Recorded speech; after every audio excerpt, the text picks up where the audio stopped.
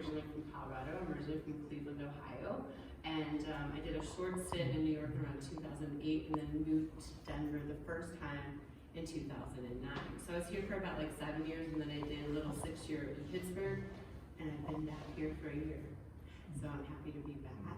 And so this is between, I think last month I had a solo show and then this solo show. So it's kind of getting back into showing my work in Denver. So it's really nice to be kind of pulling things out I haven't shown before. Sometimes as artists we do things for shows, and then sometimes we do things and tuck them away for a while till it's the right time. So some of this work is recent.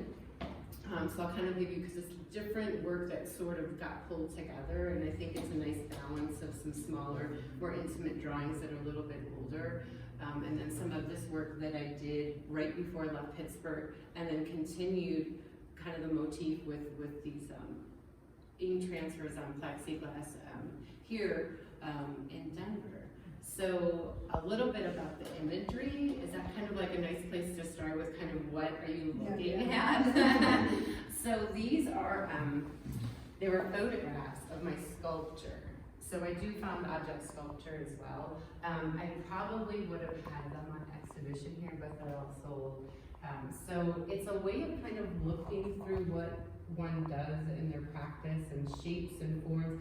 And I can take these three-dimensional things and start to use them in a different way.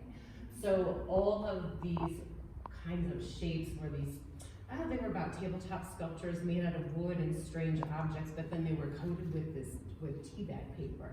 So, and I've done this before, which wasn't so dark, but I basically am like a little witch and have like hundreds of tea bags, and I take them and dry them out, because once you take the tea out, you have the skin. So you can coat things and they become like sienna color, but in this case I kind of painted them black and they became this kind of strange little cryptic objects. So using those, that series of work that I no longer had, what I found interesting is if I can kind of take you into like my practice that I've done for quite a long time, professionally since like 1995. So I have a lot of different series, a lot of different work, and a lot of my work is much larger than this, and it's very decadent, very sculptural, it comes off the surface. So these are actually very different for me, which they're very flat. So for me, working with a 3D, something that was originally 3D and then trying to use it in 2D, I was trying to figure out what felt interesting, and I'd never done ink transfers. And does anybody kind of work with any transfer thing before? Really simply, it's basically, mine is a laser. You can do it a lot of different ways. Laser print, ink sits on the surface of the paper, and whatever you want to do, in this case it was on a panel, and you put gel medium, it's wet.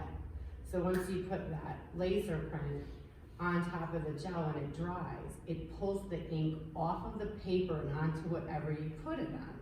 But mind you, you have to take the paper off. So it's a lot of labor of taking the excess paper off so that you can then have this transfer. So it looks simple now again, but it's just a mess and it's a lot of little work. But I really, really enjoyed it, because then what happens is you have like to play with something like this, which I really would love to do more of this large scale ink transfers. And I don't know if you guys kind of got to look at them close, but they almost look like they're caustic. They have that strange kind of finish on the surface of it, which I really, really like. But the other kind of hue that you see in here is actually a 2-part rust paint. So it's not just like paint that looks like golden, but it actually, there's little ground up particles of iron in the base coat, so you float that on there and you let it dry, and then you put this activator on, and it literally goes into that and it rusts it. So there's even though it's very, very flat work, there's a lot of little subtleties in there that for me it's kind of a challenge to do, because I'm used to gluing and gluing and gluing and building up these giant surfaces, which are very labor intensive. So of course I have to make work for myself somehow.